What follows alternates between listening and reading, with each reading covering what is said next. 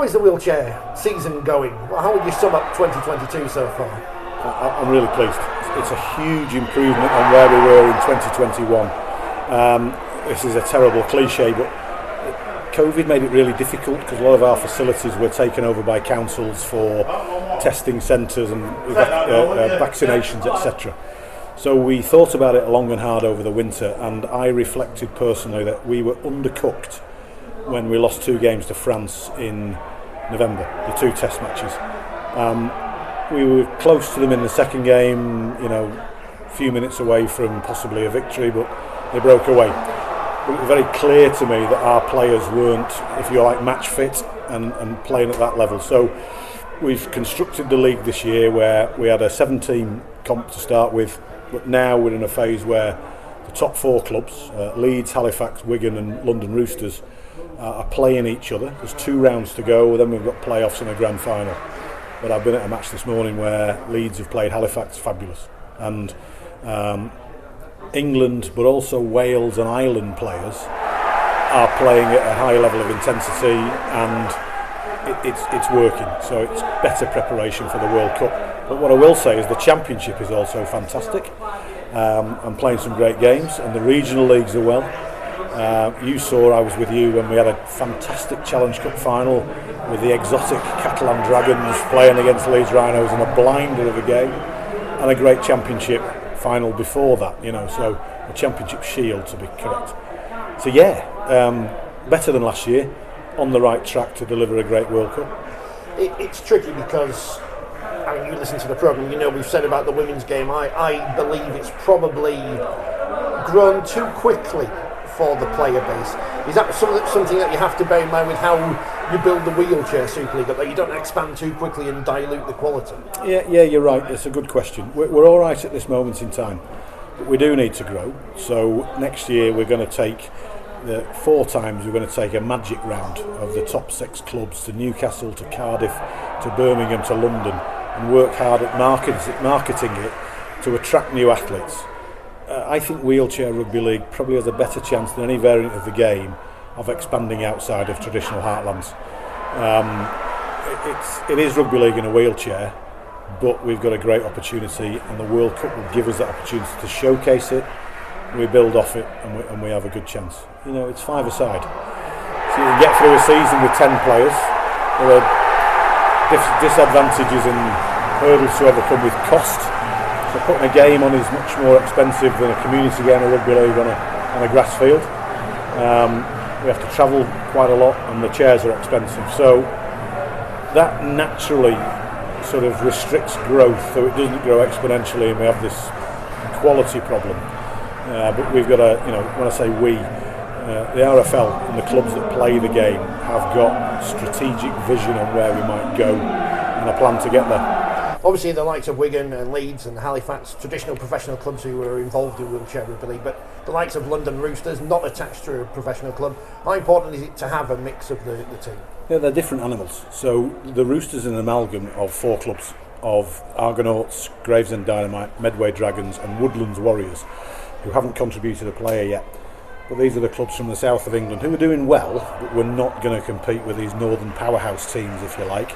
So the Roosters coming together. Halifax suffered a first defeat from a club from outside of the Heartlands when the Roosters.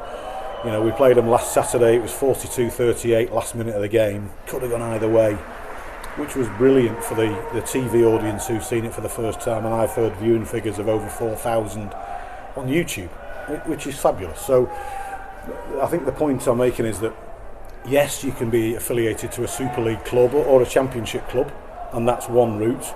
But clubs coming together, and effectively with the Roosters as a regional team, and those players who do want to improve and play Super League and get a representative jersey, there's a vehicle for them to do that. Not that I want to go down the route of origin, but obviously Yorkshire and Lancashire is just a dead concept to me. But I guess in the wheelchair game you could have a North versus South match, and that would have some needle to it. Yeah, it's part of our aspirations and what we do, and it's about, I wanted to be able to say to any athlete, and we're the most inclusive, I think we're the most inclusive sport in the world. So male and female, young and old, disabled, non-disabled. I'm thrilled that we continue to have an LGBTQI element to our game, and I think that's because we're so inclusive. Everybody's welcome all of the time. So yes, and an athlete, whether disabled or non-disabled, can look at our sport and go, I fancy this. 2019 we did an Ashes tour. These are really breaking boundaries for other sports. We've got a European Championships at the end of 2023, and then another World Cup in France in 25. A couple of weeks ago I was in South Carolina on business and met with the USA Wheelchair Rugby League representatives. I had a fabulous cup of tea in an English pub actually in Columbia in South Carolina, and the prospect of American Wheelchair Rugby League is just incredible. They're reaching out into the military community, and they're playing in the World Cup in 25. So after there's an opportunity for transatlantic rugby league championships. Wait, Wales going to Brazil next year? Yes, absolutely. It sounds mad, but it's happening. Yes, that's where we are, and we have the capacity to do this, and the inclusion side makes it special. The other thing is, and I believe this sincerely, it's a fabulous game to watch. This morning's game, some of the skill levels this morning were unbelievable. You're sort of gasping on how did that person just make that happen, and to execute the skills they do at the speeds they do are just fabulous. So it's not easy, and there are barriers. So a decent chair is £2,000. The best chairs are £8,000. So that makes it hard, but it means you get quite serious when you take the steps to get it going. So yeah, I'm surprised Leeds let me have a go in a chair for an hour. It was some experience. It does give you a great insight into just how skillful the game is. I mean, not that I thought that you just turn up and throw a ball around, but it's great that we're seeing more clubs having these sessions where people just walk off the street, have a go in a chair, and learn exactly what rugby league is about in a wheelchair. Yeah, so we're going to do that. We were incentivised by the RFL with a bit of funding, £500, put on a Rugby League World Cup promotion event. So we are 21st of August. Leeds Rhinos are coming down, and we're going to make a full day of it. The Argonauts and Gravesend Dynamite and Medway Dragons and Woodlands are invited as well, and we've reached out via the council to local community groups and schools, etc. And we're going to have a whole day of Wheelchair Rugby League. Come and have a go. And by the way, there's a World Cup in a couple of months' time. If you've enjoyed this, come and see that in the Copper Box, because that's going to be fantastic. I mean, the World Cup, we're all excited about it. As you mentioned, the Copper Box. I'm probably not going to be able to get down there to see a game, but I'll be in Sheffield to watch a few, and should be at the final in Manchester. How big an opportunity is it for the sport with all the games being shown across the BBC? We've seen and I'm not going to say that it's going to be as big as the Lionesses have been, of course, but we've seen that as an example of something which was nothing a few years ago, but now has become something huge. Wheelchair Rugby League has a great platform coming. So I think it can be as big as the Lionesses.